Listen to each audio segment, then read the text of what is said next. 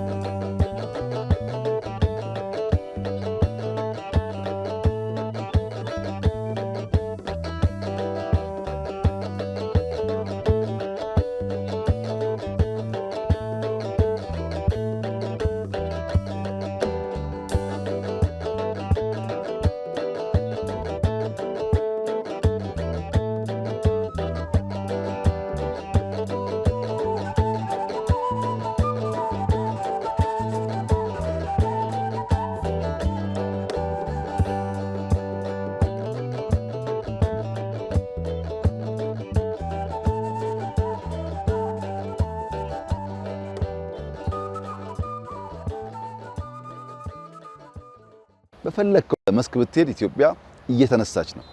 ጉዟ የሚቋረጥ አይደለም። ይሄንን ባቡር ተከትሎ አብሮ መጓዝ አለመጓዝ የግለሰቦች ምርጫ ቢሆንም የኢትዮጵያ ጉዞ የሚቆም አይደለም። ሰማይ ተከፍቶላት ሰዎች ነቅተው አምነው እየተጉ እየሰሩ ያሉበት ሁኔታ ስላለ አንዳንዶች ሲገባቸው ጊዜ ውስጥ ይሆናል። ጉዟችን የብልጽግና ጉዟችን ግን በፍጹም የማይደነቃቀፍ መሆኑን በነካነው መስክ ሁሉ ታያለ። ጀምረን የማንጨርሰው የለም፣ ተናግረን የማንፈጽመው የለም፣ አስውበን የማንጨርሰው የለም። በየሄድክበት እንደ ኢትዮጵያ ላሉ ሀገራት በዚህ ስፋት ስራ ጀምሮ በዚህ ጊዜ መጨረስ የሚታሰብ አይደለም። ብዙዎቹ ሁሌም እንደሚጠይቁት ገንዘቡ ከየት መጣ እንደሚባለው የተለየ ገንዘብ መጥቶ ሳይሆን የተለየ ቪዥን እና የተደመረ የስራ ቲም እና መልካም የስራ ኢንቫይሮንመንት መፈጠሩ ብቻ ነው እንጂ አዲስ ሪሶርስ ብዙ የለም።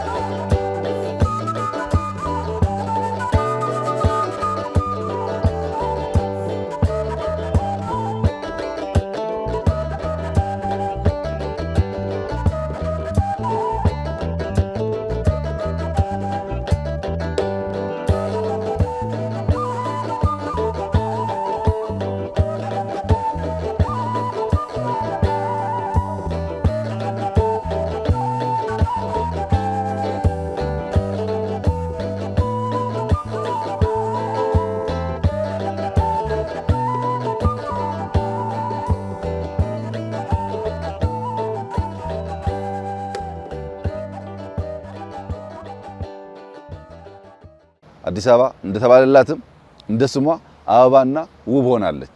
ይህ ማለት 100% አዲስ አበባ ውስጥ ሁሉም ሰፈር ተጠናቋል ማለት አይደለም። የሚቀሩን ሰፈሮች አሉ፣ እንሰራለን።